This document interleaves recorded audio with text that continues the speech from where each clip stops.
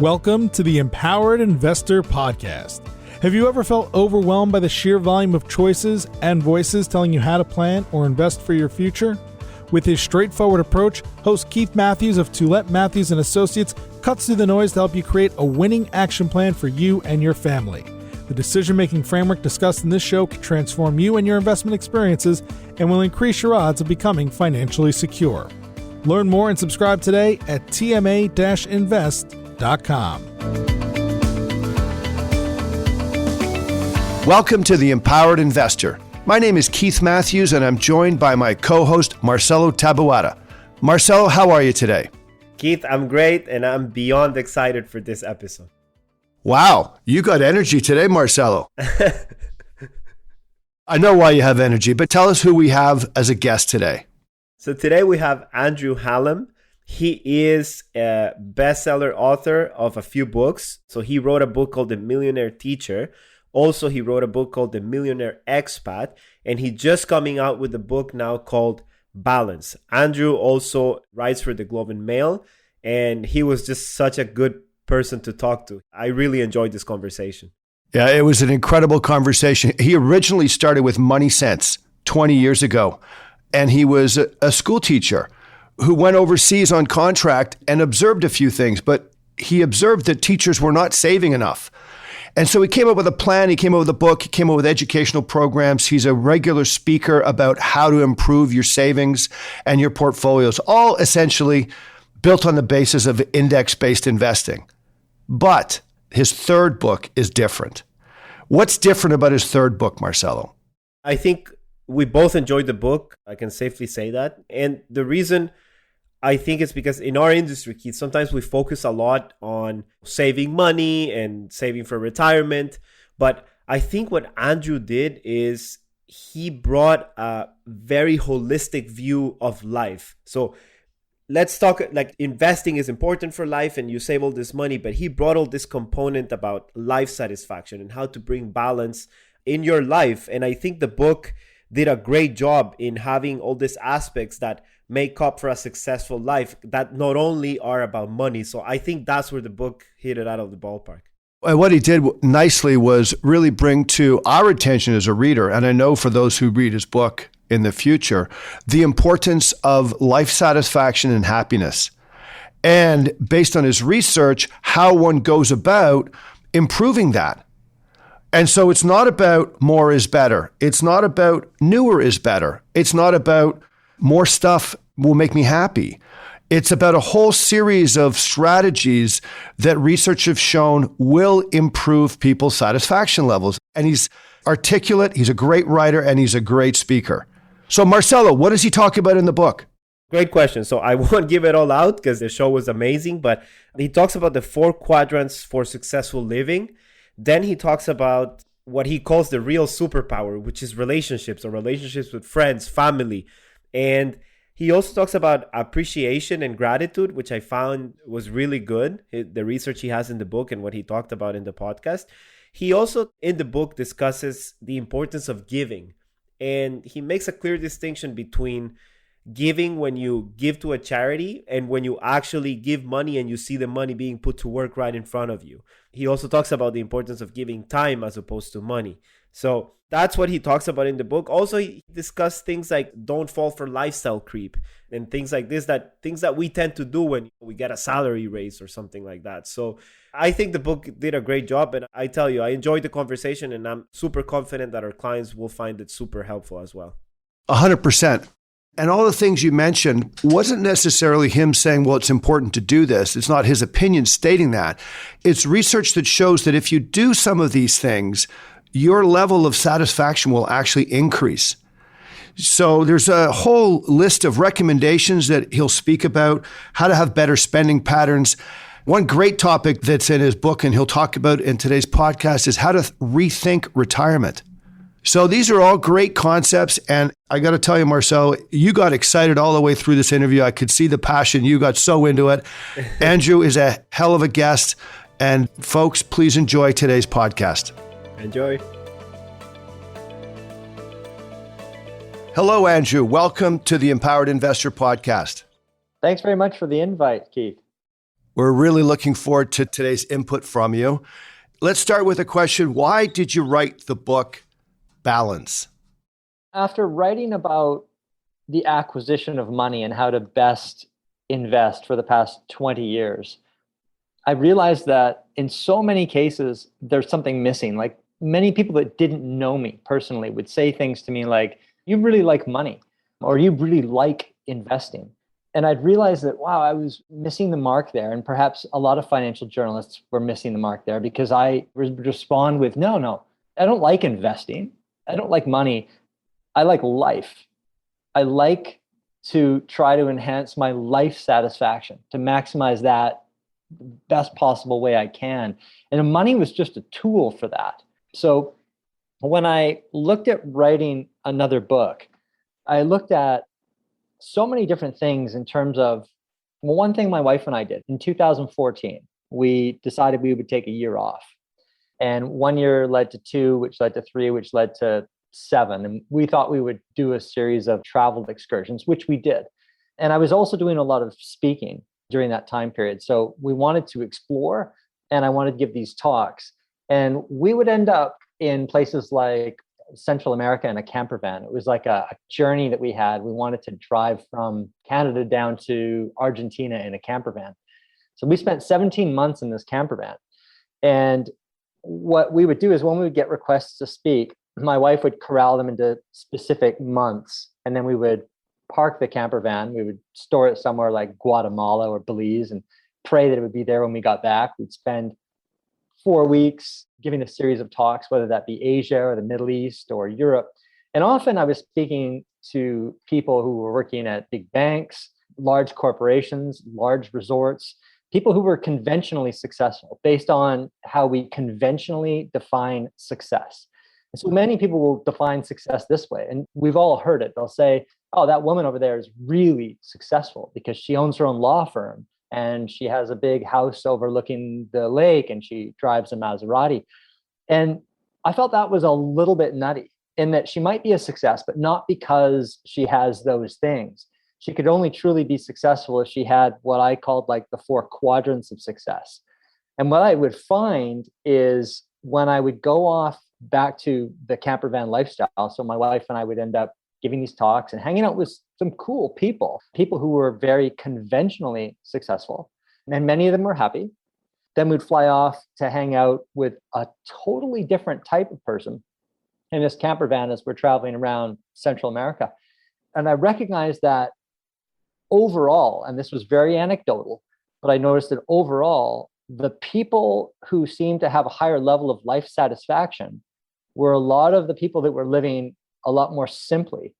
And so I would ask them questions, like they might be traveling around in a motorhome, playing music, raising their children as they travel through Mexico. And I would chat with them about things like money, because that's one of the first things you bring up when you're a traveler, especially when you're trying to get to know each other. It's like, well, so how are you making this happen? What are you doing? How financially are you making this whirl? And I found that there were those people who had their head in the sand, obviously, who were they were living on a shoestring and not thinking about tomorrow. But I found the people that seemed to have it all together were those that were saving money, putting money aside for their future, and living a life that was aligned with their values. And I thought, wow, perhaps success really is this like a 4-legged table where you have to have enough money. You have to have solid relationships. You have to maximize your physical and mental health, and you have to have a sense of purpose. And so if one of those things is cracked, for example, someone could have all the money in the world, but if their relationships represent a train wreck, then there's no way that that person is maximizing their life satisfaction. So when I wrote this book, Balance, I wanted to try to encompass these, what I saw as the 4 quadrants of success, almost like a holistic component, the holistic component of really financial planning and looking at what we spend our money on and how we live our lives and what we choose to buy and why. So to answer that big question, why are we doing what we're doing? And ultimately, when you keep asking people that question, it comes down to the same response. No matter what it is, what we're doing, what we do, buying what we're buying, ultimately, the reasons we do these things and buy what we buy, choose to live where we live, when we continue to dig deeply and ask ourselves that question, well, why? It comes down to things like life satisfaction. To the best of our ability, we want to live the best lives that we can. And so there's so much research on, so many books, of course, on investing money, but not many books looking at the purpose as to why do we invest money? Again, you keep asking that question.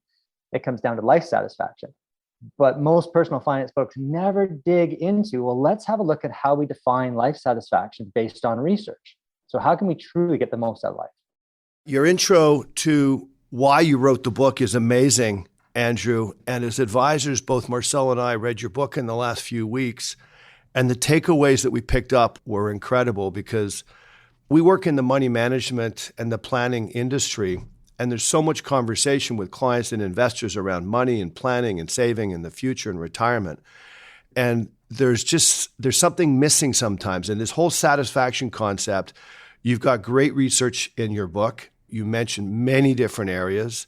And so that was our first takeaway. We've picked up 7 big takeaways from your book, Balance.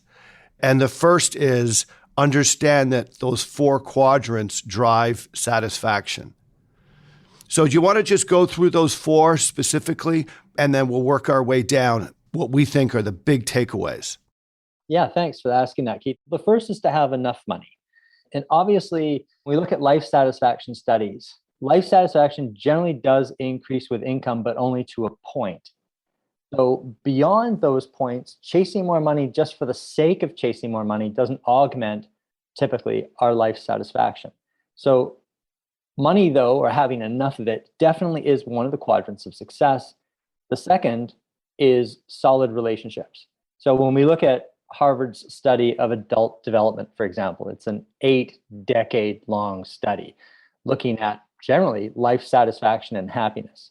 So this is a study that's longitudinal. It's been going for 8 decades, where they started off with a group of sophomores at Harvard. They ended up then studying their families. They added in a series of inner city adults as well, looking at what is it that makes them happy? Is it money? Is it their career? Bottom line, what they found after 8 decades of research, brain scans, all kinds of questionnaires, asking them, asking their family members, it boils down to relationships. So success, you cannot be successful without having that component of your table. That table leg of relationships is huge. The next is looking after your physical and mental health. That's massive. And in the book, I use the word maximizing physical and mental health. And what I'm not referring to is, I'm not saying you have to be physically at an Olympic level. That's not the case. I have a friend who's he's classified as a partial quadriplegic. And what he does is he does what he can do to try. He does daily exercises, little routines where he moves things to maximize what it is that he has. My mother is the same. She has arthritis, and it can be really debilitating. But she routinely puts her health first, and in the morning she does all of these special hand exercises and these arm exercises, and she's maximized her physical health. She's not an Olympian, but that's super important. There's so many things that we can't control, but it's important to control what we can. And then the fourth is a sense of purpose. So we have to have a reason for getting up in the morning. So what the Japanese call ikigai. And with sense of purpose also comes longevity and higher levels of health. So again, the 4 quadrants: enough money, solid relationships, maximizing physical and mental health, and then having a sense of purpose. Yeah, and those are great. And it's in contrast to what many people, as you've noted in the book, many people consider success is more is better. You say newer is better, and stuff will make me happy. And you're suggesting, obviously, that's not the way to go. That's right. I always find that what you said at the beginning of like this expectation of like success tends to lead people to a lot of bad behaviors when it comes to spending. So in the book, you talk a lot about spending a lot on experiences instead of things. So I found that remarkably interesting. And I think your life is a testimony of that. Why don't you tell us more about that? I like to think of it, Marcelo, as like a campfire. a campfire story. And if you think about when you get together with friends and you're sharing stories around a campfire, whether you're doing that this year or whether you're doing that later, you're projecting yourself doing that in your 70s and your 80s, you're not going to talk about the stuff that you've purchased over your lifetime because it, in the long run, is not meaningful. You're going to talk about the experiences you had. And in most cases, the experience we've had with people that we truly love and respect, those are the ones that forge the greatest impressions on us. And they become part of our identities. Really, I mean, it doesn't take a scientific study to recognize this, but there are scientific studies that recognize this, which is kind of cool. It was a study done by Leif van Boven and Thomas Gilovich called To Do or To Have, That Is the Question. And it was published in the Journal of Personality and Social Psychology. A fascinating study, which really does exemplify that concept of the campfire component. What is it? What are our takeaways in life? They're never the things. And when I get together with my old friends, we never talk about the stuff that we bought. No one does. The interesting thing is that I'm in the age group, and we'll talk later about the happiness curve, but I'm in the age group where a lot of my friends are starting to be really successful in their careers. And I also look around me and I feel like there's this obsession about, especially now with social media, there's a lot of luxury cars and houses, and like houses are getting bigger, and like you see people with like super nice houses.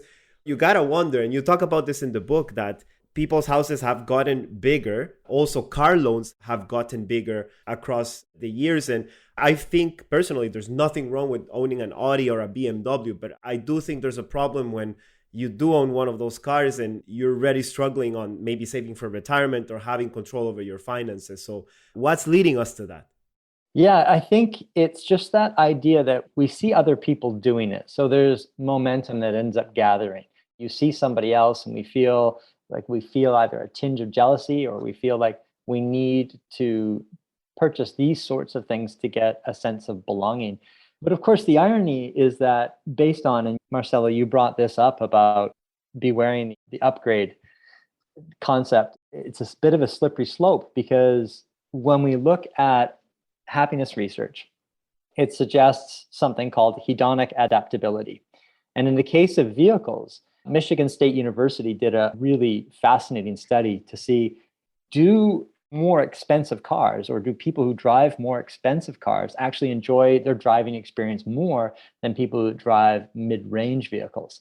And so they put these people through a variety of questionnaires and they would ask them, how did you feel the last time you drove your car? And of course, as with any great study, the people don't really know what they're looking for. They ask all kinds of different questions, but the researchers are really wanting to hone in on this. Their driving experience, do they actually feel happier with their high-end cars? When you ask people, are you happier with that expensive car than you would be with a low-range car? They always say yes. Oh yeah, for sure. Because we always want to justify what we've bought. That's actually called reflective happiness. Daniel Kahneman talks about that. But the key is experiential happiness. Do you actually feel happier? And what the Michigan State University study found was that people in driving high-end cars did not enjoy their driving experiences any more than people that drove medium range cars. And the reason for that is this: we simply get used to what we own. So when you first get in a car, you're test driving it, you're focused on it so much so you can feel the handling, the acceleration, the smoothness, your attention is focused on it. But day to day, when you're driving to work, and it doesn't matter what you own, you're driving to work, your brain is not thinking about how fabulous your car is. That wears off. So it's a lot like a sugar fix. You can take in sugar, blood sugar levels rise, but then it drops because obviously your body adapts to that. There's a bit of a crash there. So it is a bit like a sugar fix. So yeah, back to your main point, Marcelo, if you can't afford these things and truly like you're borrowing a lot of money to buy them, you're not actually enhancing your life satisfaction. Research suggests you're doing the opposite because debts generally end up leading to lower levels of life satisfaction based on research. Yeah, and that's crazy because we end up acquiring debt to buy things that we think are going to make us happy, and that debt ends up making us unhappy. So I think there's a great irony there. We've often reflected, and we call it lifestyle creep. You get used to your lifestyle and you start wanting a little bit more. And all of a sudden, 10 or 15 years later, your expenses are up 40%. And it's all the extra lifestyle that you've brought into your living. Yeah, I think there's that hard question. I bring up, Keith, that desert island litmus test too. Yeah, that was great, by the way. I believe firmly that if you're going to buy that high status, say it's a high status vehicle, first of all, truly only buy it if you can afford it. First of all. Secondly, buy it for you. Don't buy it for other people. Buy it for you. And one way to recognize when you ask that question and you ask people to delve really, really deeply into the soul when they come to answering that, you ask them, would you still buy it if nobody else could see you drive it? Nobody else could see you. And if the answer is yes, I would still own it if nobody could ever see it and you could afford it, then absolutely buy that high status vehicle. You referenced him in the book, Morgan Housel, The Psychology of Money. I read that book and it's a fantastic read, but he has a story there about when he was a valet parking worker. And he said that he realized that most of the people who came in with luxury cars, he started to realize that most of the people around who were impressed were only cared about the car, not the person inside, but the person driving the car thinks that they're looking at him. So I found that was a great example and it totally relates to what you're saying. All right. So let me move on here to our second takeaway. And I think I really love that part of the book. And you called it the real superpower. And that is that relationships are the single greatest key to a happy life. I found that remarkable and I could definitely identify with that. So walk us through that and the research you found for the book. Relationships are so key. And I did allude to that in the beginning when I talked about the Harvard adult study of development. And I strongly recommend you look that up because it is so, so interesting that when we look back at our lives, one, we don't tend to be happier because of money and things. It's our relationships with other people. And that's huge. You know, when Bronnie Ware looks back, she was a palliative care nurse and she wrote a book called The Regrets of the Dying. And she would ask people who were dying, what do you regret? And everything that they said was relationship based. They were things that were relationship based that they regretted. They didn't regret not taking certain jobs or not having certain levels of income or not buying certain things. They would regret not being, first of all, true to themselves and their values. So that's a relationship you have with yourself. They regretted if they worked too hard. They often wish they hadn't worked so hard so they could spend more time with people they loved. They wish that they had expressed their feelings. They regretted not expressing how they felt with people. And again, that's relationship based because it's that vulnerability that is so important that we need to express with people. We need to be able to be human and share. And that's where that strong connectivity comes into place. When you think about the people who love and respect, or you love and respect most, it's those people you're connected with that way.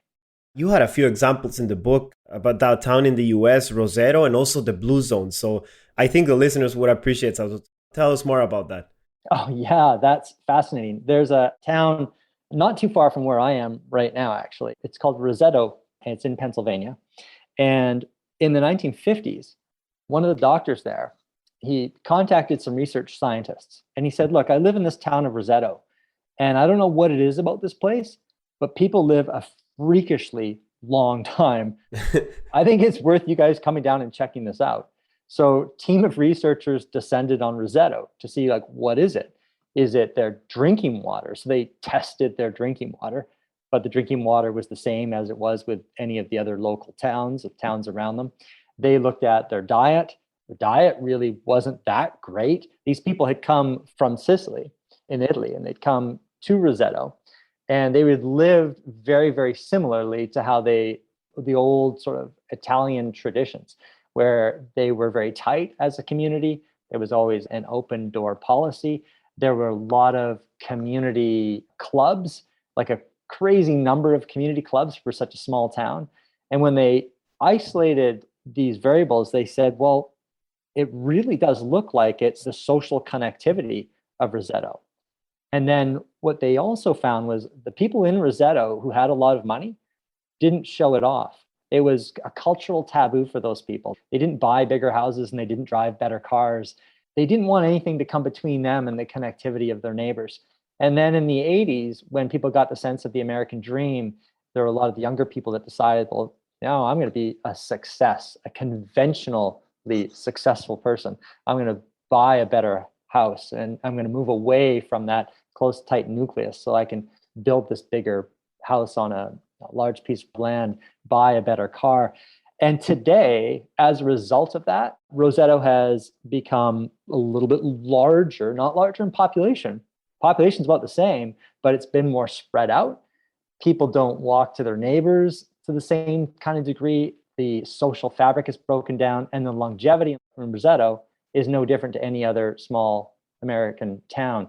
So Dan Buettner wrote a book called The Blue Zones, which is really fascinating, looking at places in the world where people live freakishly long periods of time.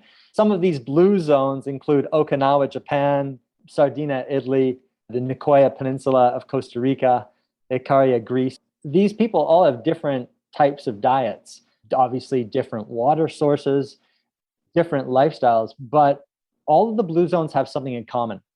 They're incredibly social, number one. The people are social. We need that social connectivity to thrive on a mental and a biological level because it is all connected.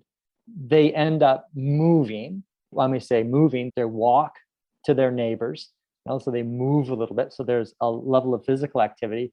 And then third, they continue working. So even as they get older, they may not be working full-time jobs, but they're continuing to do. They're continuing to help. So even people well into their 90s, often doing what they can to work and to help the community.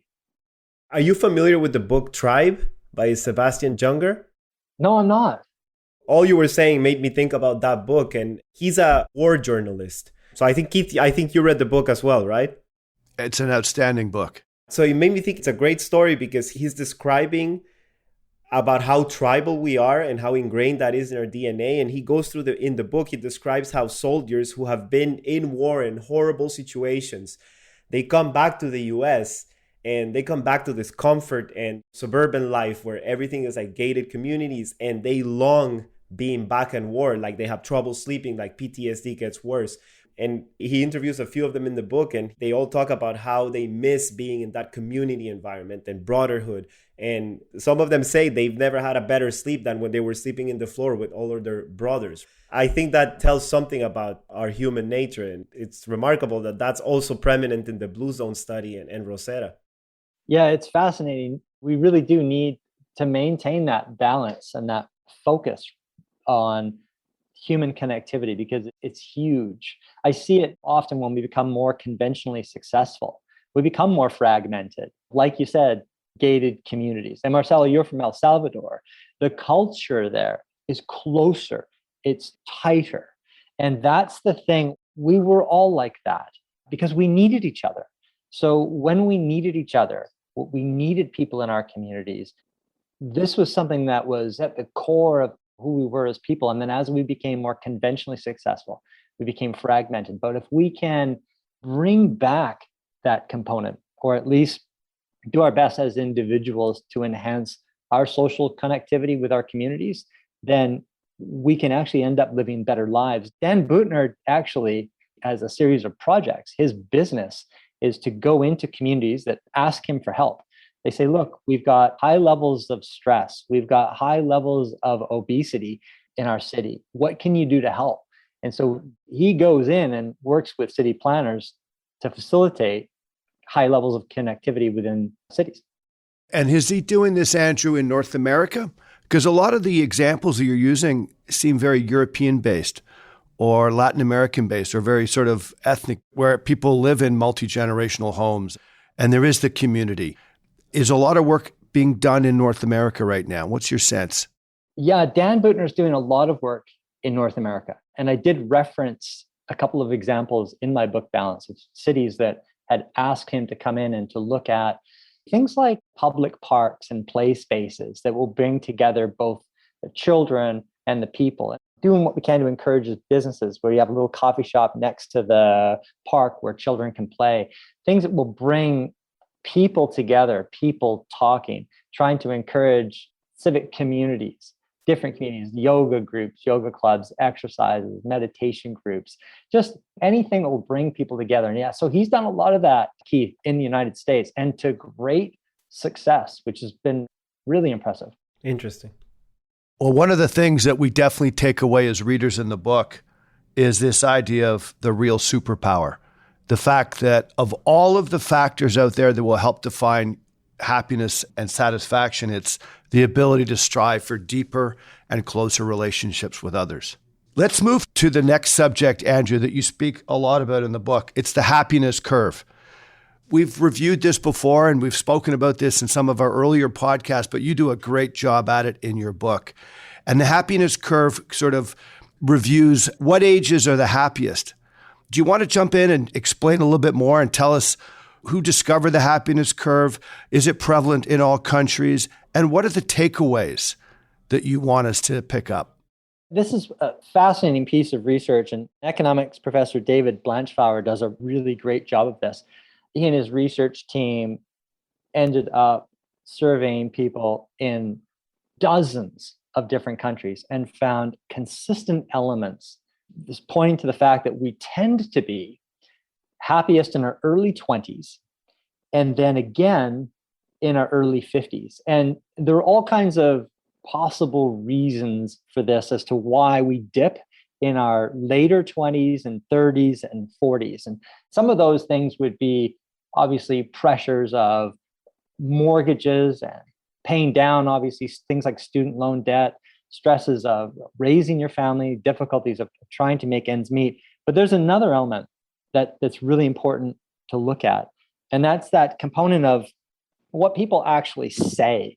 So you ask them, why is your life satisfaction higher now? So you'll be asking people at different age groups to identify how happy they are on a general life satisfaction level, and then asking them why they believe it. And once we get into our 50s, what people are reporting is that they tend to become a lot more self-confident. They tend to become or recognize that it's important to be true to who they are as people. They tend not to care as much about what other people think. So societal pressures, chasing the next career just because it looks good on your resume and you think that people will love or respect you more because you have a higher position on the corporate totem pole. That in itself, to me, is really interesting because it focuses on a mental mindset that we don't have to necessarily wait until our 50s to acquire. This is something that in our 30s and 40s, if we can say to ourselves, hang on, the things that really matter most are our relationships and not chasing. No one's going to love me anymore, truly, if I buy this brand new expensive Mercedes-Benz just because my neighbor did the same thing. I'm not going to be accepted anymore by my neighbor by trying to copy their consumption habits. So it's that part where I think social media is probably going to, and has accentuated this even further. People posting their highlights of their lives on Facebook. And that's what they're posting is their highlights. And this can make us really quite miserable because you just see the highlights of other people's lives and you think, well, wow, they're always having such a good time. And why can't I live like that? It's often not until we get into our 50s that we say, well, to heck with that. I'm going to be who I am. But as I say, back to that mindset, it's so important that we only live once and we don't know how long we're going to live. And it's so important that we try to embrace that mindset regardless of our age. We don't have to wait for a specific age for that. Absolutely. I'm looking at a table right now that shows the United States, most of Europe, most Latin American countries, China, have this curve, the smile, the happiness smile. And it seems to me that those between the age of 35 and 50 are always at the bottom of the smile. In other words, they have less levels of satisfaction. So the takeaways that you're talking about right now, I think are really, really important for that mid-career individual or family. Is that a fair comment? I think so. Like I'm right in the middle of that age, right, Keith? Yeah, well, you Ruben, and there's a few others in our firm that are smack in the middle of that. I'd like to think that I'm in the happy stage at 57.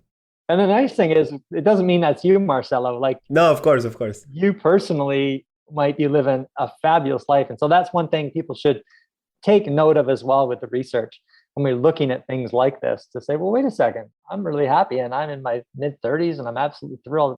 That's fabulous. You can develop those mindsets. As you could already imagine, Andrew, Marcelo is an old soul.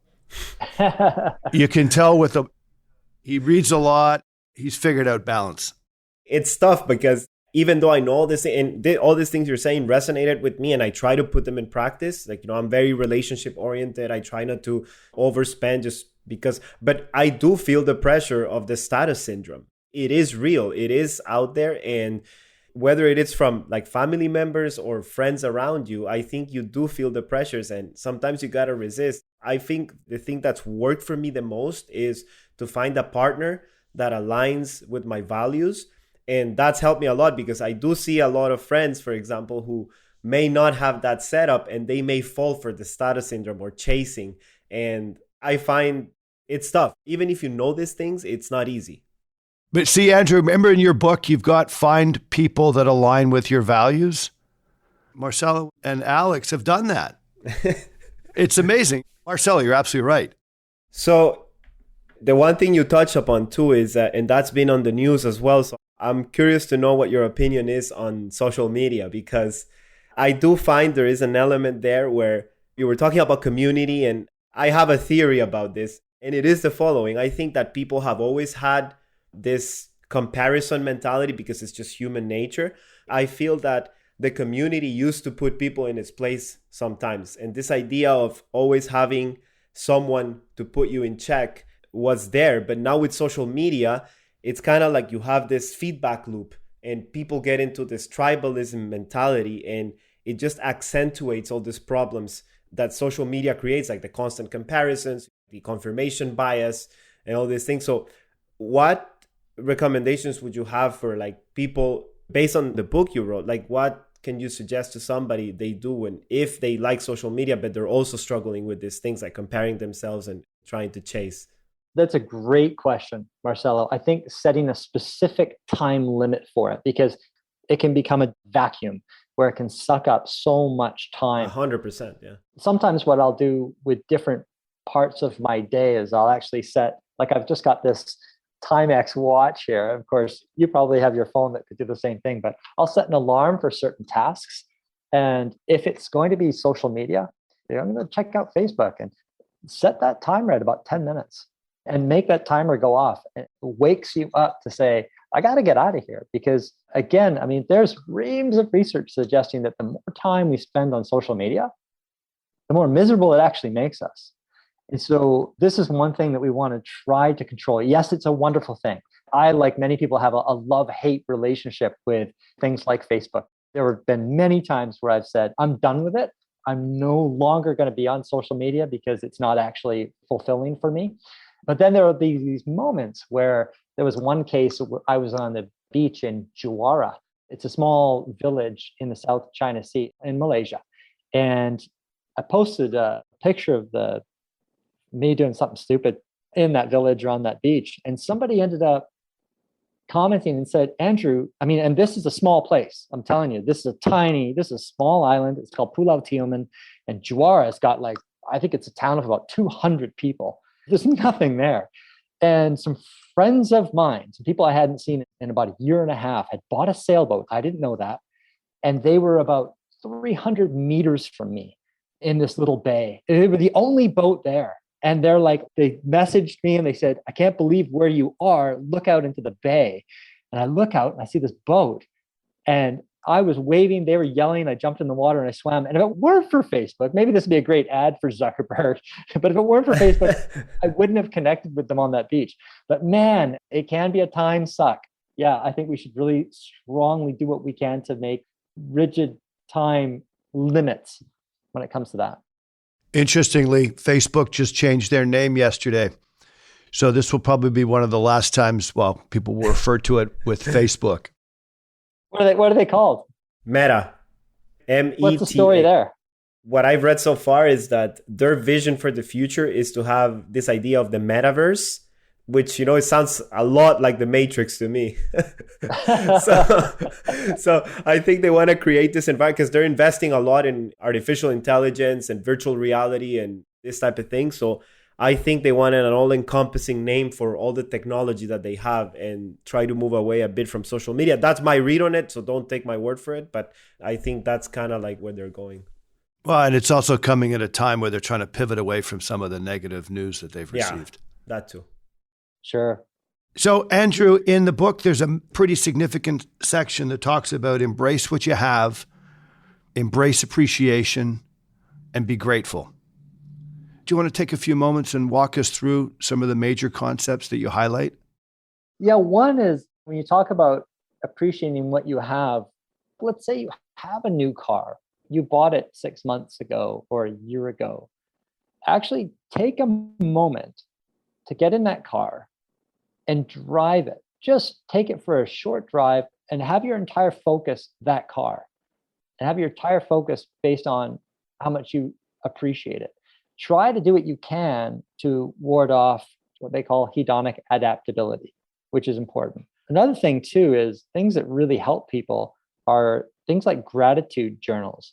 So Robert Emmons of the University of California talks about gratitude journals and saying, you don't have to write about the things you appreciate every single day. Just once a week, write about something, someone. It's better to write about someone, and don't go broad and shallow, go narrow and deep. Explain what it is that you appreciate about that person or that thing that you might have. Get into it. And research has suggested that when we do that, it doesn't just increase our mood during that given day, but it has long-term benefits. And to do that once a week is extremely helpful. They've done research on people who suffer from depression, and similar studies have been replicated. Josh Brown, a professor of psychological and brain sciences at Indiana University, did something similar with people struggling with depression. So they added this gratitude journal to their regular counseling routine. And so they took a group that went through the regular counseling and then a group that went through regular counseling plus once a week. They'd be writing to somebody. They didn't have to even mail those letters, but they were writing about something that they were grateful for. And they were people who suffered from depression. That had significant effects on their moods. And so it can be beneficial for all of us to have gratitude for the things that we have and be purposeful about that. Take a moment, whether that's writing in a gratitude journal or taking that car out for a short drive where you just experience it. These things can really help to facilitate life satisfaction. I love the passage in the book where you describe how you took care of your car and wash it and keep it clean. I found that great, and I could relate to that because I try to do that with my car, and it does make a difference into how I appreciate the car. So that resonated with me. I thought that was a great example of something very practical that people can do to appreciate something so mundane. Yeah, exactly. And on that side, I picked up from a visual perspective, life is like a dark hourglass. And if you think about that for a sec, it's so telling because you actually never know when the last grain of sand will fall through. It's really a signal to appreciate what you have and to live life to the fullest. Yeah, exactly. Andrew, the other takeaway that Keith and I had is strive to have better spending patterns. And I got to tell you, I'm on your camp on this one. I don't like detailed budgets, but I do like to know on a macro level where money's going. So how does this relate to the overall idea of happiness and having purpose and finding that balance? You mentioned things like budgets. I look at budgets, Marcelo, as diets, and generally diets don't really work. 100%. They generally don't. Weight Watchers did an interesting study, though, to see what single variable allowed people to lose weight most effectively. And what it was not so much having this strict diet. It wasn't so much the exercise, but it was actually documenting what they ate. Because by documenting what you eat, just documenting it, it made them accountable for it. And it's much the same with what we spend. So I'm a firm believer that we should all document our income and what we spend money on just with a simple app with our phone. And it can be so simple. You could use like a budget There's mint. Mint is pretty good. Mint is good, pocket expense, but it takes about 10 seconds after you purchase something. So you come out of the supermarket, you write down what you spent, you just enter it on your phone, you categorize it. It's much better. Like some people will say, well, I don't need to do that because I purchased with my credit card and that tabulates everything. That's not the same thing, because back to your point, Marcelo, is that when you see the categories, you can look at it and you can see what you're actually spending your money on. And then you can identify whether your expenses are actually aligned with your values. So for example, you might look at takeout coffee. So you might be buying takeout coffee and every day you might go to Starbucks and you drink it as you drive. And this is another thing too, when we look at older world cultures, people didn't do that. If you had a coffee, you'd have it and enjoy it with people. You'd sit there and you could savor it. But this whole idea of gourmet coffee on the run, we're not really necessarily getting a lot out of it if we're on the run with it. Our head's in all kinds of different things. I don't know if you realize this in Latin America or Central America, but at least in El Salvador, and my dad is Argentinian, so I'm half Argentinian. And in those two countries, the coffee is like a sacred thing where people come together and they talk. And it's not about the coffee, it's about hanging out together, right? Yeah, right. And one of the nice things about that is, let's say you have that category for like cafes. That's on your app and you can see how much you're spending with your friends drinking coffee. You align that with your values and you say, now, is that worth that money? Most cases, yeah, most people would say, well, absolutely. In that case, when you're having those coffees at the cafes with your friends. But then if you have a category for takeout coffee and you look at perhaps how much you're spending, you can see it and you can ask yourself that good, hard question. Is that expense aligned with my values? Am I getting a lot out of it? I guess is probably a better way for me to phrase it. Am I truly getting enough out of that based on how much I'm spending there? And so I think that and I've been doing this for years, tracking what I spend. Before their apps, there was pen and little brown booklet that I did every single year, but it's so helpful because we end up spending less money. We do when we actually track what we spend. Much like people tracking what they eat, they become more accountable for things. They're ashamed to put the 6th jelly donut of the week in there. So they decide, well, I know I'm going to have to track that jelly donut. I'm not going to eat one. I'm not going to buy it. And it can be much the same with spending money too. It gives us an opportunity to spend it on things that we truly do value. Maybe it's investing. Maybe it's giving that money away. It's donating that money. I agree with that. And another thing I loved in the book is this idea with luxuries. And when you do them too often, for example, like it related to me because I like barbecues and I think I overdid it this summer and it kind of killed it for me. And I do see that idea that when you do it not that often, maybe once a month instead of every weekend, you might appreciate it more. So that resonated with me. Yeah, that is so true.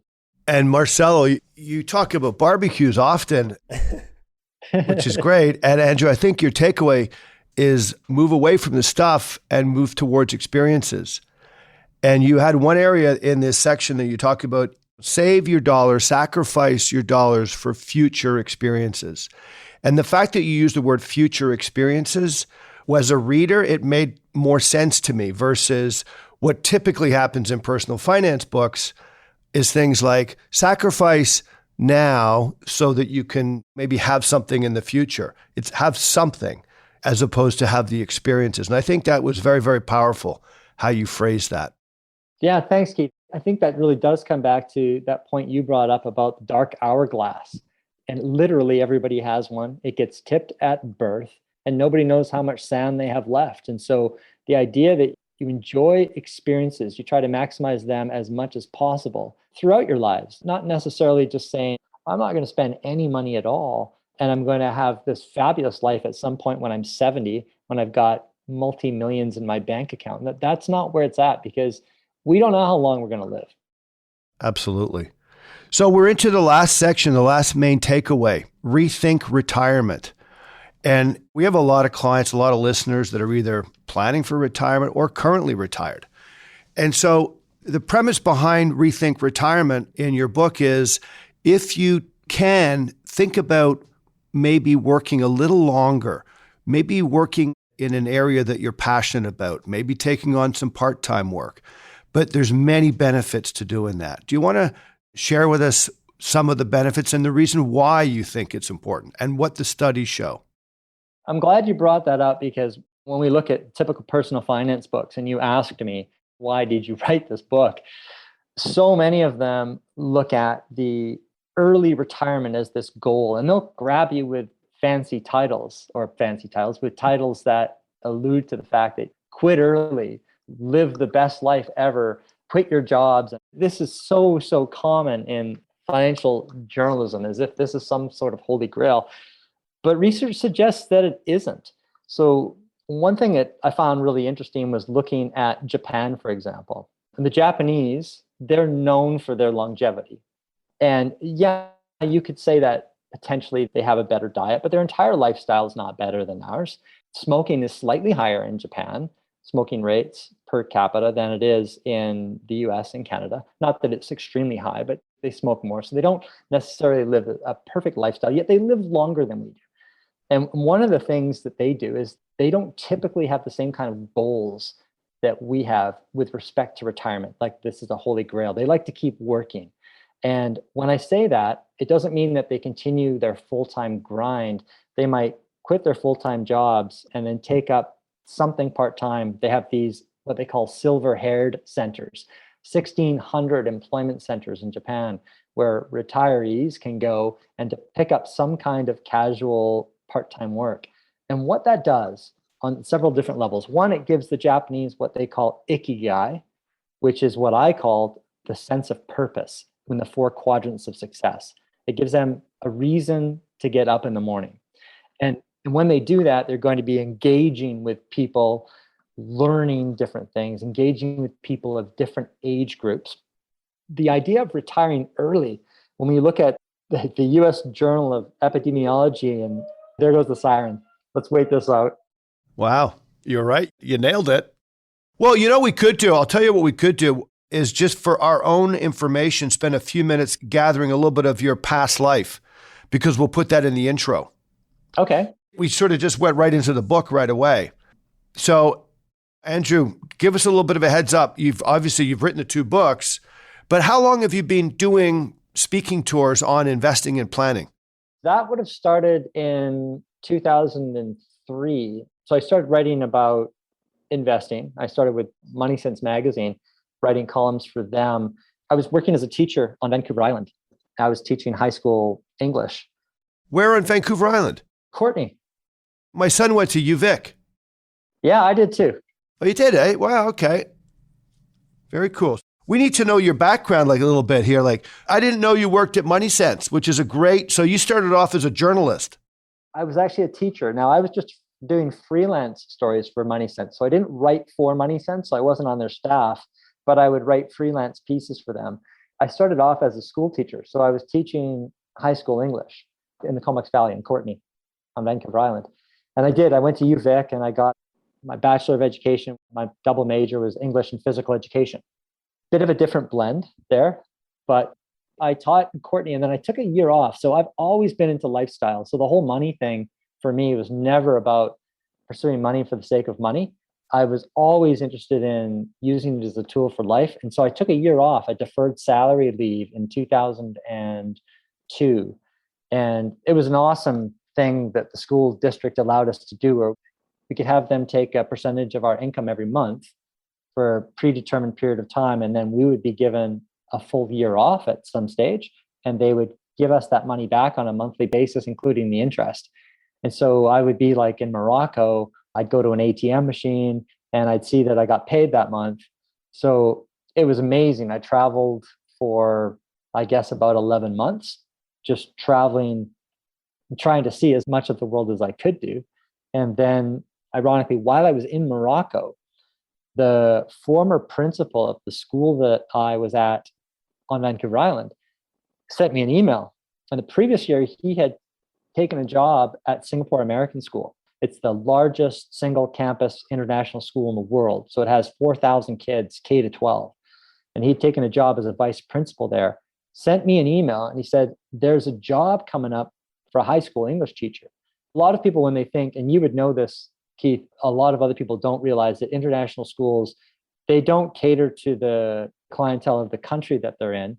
They're very international. So correct. Yep. Singapore American School, I didn't have Singaporean students. They were 54 different nationalities represented in the student body.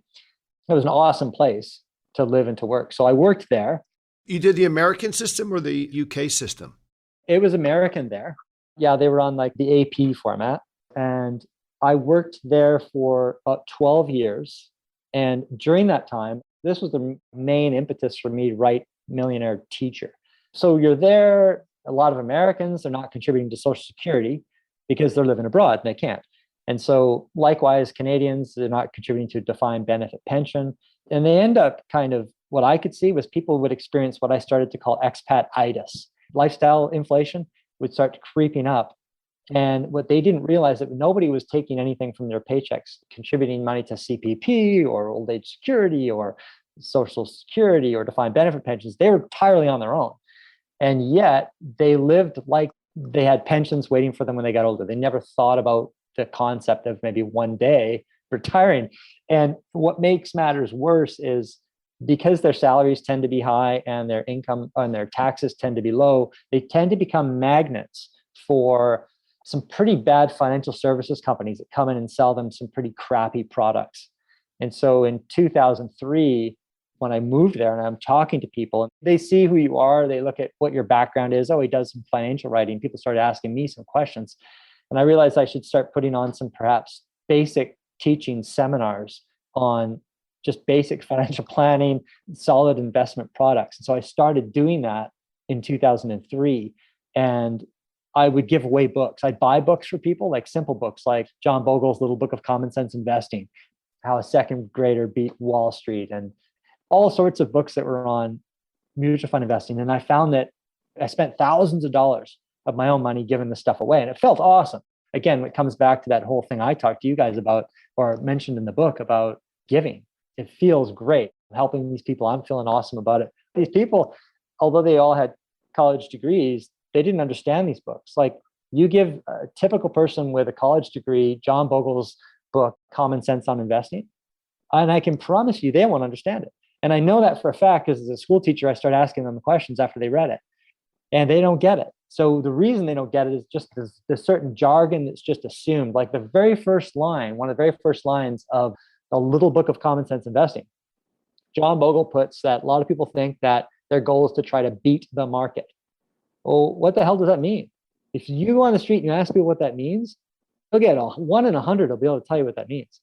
So you were teaching and then you said, you know what? We need to write a new book. We need to get a concept out there that will help people come to terms with how to understand investing and personal planning. Exactly. I was talking to Ian McGugan, who was the editor of Money Sense at the time. And I said, Ian, I've spent like $5,000 on books. And I've had these teach-in sessions where I brought teachers in. I spread it out over about 12 different book titles. And people were keen to learn. So they'd come into my classroom after school. And then I would say, well, let's talk about what we learned. And they would talk, and then I would ask them questions. And that's when I realized, first of all, they all said they understood it. Yep, I get it. Yep, totally good. So then as a teacher, I'm like, okay, let me ask you this. And I'd start asking questions. And I'd realize they didn't know. They started then admitting it. Well, actually, no, I was just kind of embarrassed to say I didn't fully understand it. I didn't get this part and this part. So when I told Ian McGugan about it, he said, you only have one option here. And I think that's to try to write your own book. And so when I wrote Millionaire Teacher, I had help. I had an advantage over other finance writers because, I mean, I didn't know how to do it effectively either, but my advantage was I would write a chapter and then I'd send an email out to the school and I'd say, I would love to get 20 people to read my first chapter who have never read a book on investing before and to read this chapter and then come and give me feedback about what you understand and what you don't. And honestly, Keith, that was the best thing I ever did because that book continues to sell. Like Ellen Roseman was asking me, why does Millionaire Teacher keep selling? What do you add in sales? I think it's over 160,000. Wow. copies. That's amazing. That's incredible. A bestseller is 5,000. For you to get to 160, that would be probably the second best-selling financial book in Canada. I'm assuming that's got to be because Wealthy Barber would be number one. Yeah, 2 million definitely. copies back in the late 90s. Yours has to be number two, is it? I don't know. And again, when I say that 160,000, I never really counted. The second edition wasn't as successful, but I did look at how many the second edition has sold. It's at 75,000 copies, and it didn't sell as many as the first edition. So the first edition did 160. No, I don't know. So I never really tracked it or knew, but I do know the second edition has done about 75. Oh, I see. Okay. And the only thing I know is that one, it never really caught fire like the first edition. So I'm going to guess that if we look at Millionaire Teacher as a whole, probably 150, 160 is probably my guess. Like if we were to say that in the intro, that the book has sold over 100,000 copies, are you comfortable with that as a statement? God. Yeah. It sold a lot more than 100,000. So we'll say more than 150,000 copies. That's a big book. That's fair to say. So Millionaire Teacher, the first edition, Keith, and I only know this because the publishers told me, in the first month, it sold 30,000 copies in the first month, first edition. So the first edition of Millionaire Teacher, it hit number 1 on Amazon USA and Amazon Canada for personal finance and investing and business categories. It's the only Canadian authored book that's done that on Amazon. David Shilton tried to do that with the Wealthy Barber Returns. He created a US edition. His US edition didn't sell in the US, but mine hit number 1 for business and investing, stock market investing, every money related category in the United States. And it battled toe to toe with his on Amazon. So they flipped back and forth around 2011, 2012. This doesn't surprise me at all. Teachers who have a basic understanding of being able to get up in front of people and understand how to communicate concepts. Some of those teachers are possibly the best communicators in anything that you want to choose, whether it's investing. Some of the best rugby coaches, Andrew, and I know rugby a lot because I'm so involved in it, come from teaching backgrounds. They know how to present ideas in front of groups of people to break up complex subjects and get them to understand. The good ones do. So this doesn't surprise me, this sort of your journey here. So 10 years of teaching, and then the last 10 years, I suspect it's writing, journalism, book writing, and paid professional speaking. How many gigs a year would you do professional speaking? A lot. I'll give you an idea. In 2017, there was a 6-month period where I gave 90 talks in 14 different countries. Wow. So now it's gone to Zoom. So yesterday I was speaking at a school, the American Embassy School of New Delhi. I was doing Zoom session with them yesterday. A few days previous, Seoul International School. So I do a lot of businesses, a lot of international schools, and a lot of businesses. So listen, we're at 1 hour and 30 here. I think all the recordings are still going. Let's try to wrap things up here. That was a great tangent, Andrew. And thank you so much for sharing that. I completely identify. I went to UK international schools. My dad's Australian and my mother was French Canadian. And so when we showed up in Sri Lanka, we had a choice between the Commonwealth system or the American system. For my parents, it was easy. You're going to go to the Commonwealth system. I grew up overseas with kids that were Australian, from New Zealand, from Canada, from England. I didn't really see the American system, but I knew it was there, of course. It is a fascinating way to grow up. And it's amazing to see that that's how you did your sort of slightly older stage of life. And it's amazing to see how you saw people in need and you developed a program and content for them. And you've been able to add a lot of value to so many people's lives. Yeah, I've tried. Thank you. Yeah, it's great. I'm really appreciating getting to know you a bit more in today's show. Yeah, likewise. Thank you. We did the part on retirement. You've got to actually start from the beginning about retirement. Are you comfortable with that? Are you ready to go? Yeah, certainly. It's funny that one of our goals is typically for a lot of people is to retire earlier, when research suggests that on aggregate, when we do so, we don't live as long. And that's kind of ironic, isn't it? So you're looking at, one, the Japanese living longer and they continue to work, but there are US-based studies that are really robust on this. There was a study done in the US Journal of Epidemiology and Community Health where people that worked just 1 year past traditional retirement age had a 9 to 11% lower odds of dying over the duration of the 18-year study. And that was regardless of their initial health before the study. So it's been similar studies have come up with the same kind of results. Harvard health researchers published something similar in the CDC journal, in the Journal of Preventing Chronic Disease, They found that those that were working past age 65 were 3 times more likely to be in good health versus those who retired earlier. And I think that it doesn't point to, and again, when I look at what the Japanese have done, I like that. This doesn't mean that people should continue to work full time necessarily. It's the idea that you can, at some stage, decide that you're going to work perhaps part-time at something that you enjoy doing. And I think that's the key. And that's one of the reasons why we don't want to be in life behind the financial 8 ball, and we do want to save for our future, so that we do end up building an investment portfolio such that it gives us these choices to, perhaps at age 65, you decide you've been an accountant your whole life, and maybe you're just not as passionate about that anymore, and you want to spend some time with friends, family, taking up different activities, but you also want to maintain engagement. So maybe for you, your thing might be a part-time job working at a bike shop selling bicycles. And that would be fun. You're dealing with different people of different ages, but it keeps you active. And it also, another element of that, of course, is when we do work part-time during the latter stages of our lives, it takes off a lot of the financial stress. So if you're earning $20,000 a year at a part-time job, that's really equivalent to you having, say, an extra $500,000 in a diversified investment portfolio based on something like that 4% inflation with adjusted withdrawal rate, or equivalent to close to $500,000 in an annuity.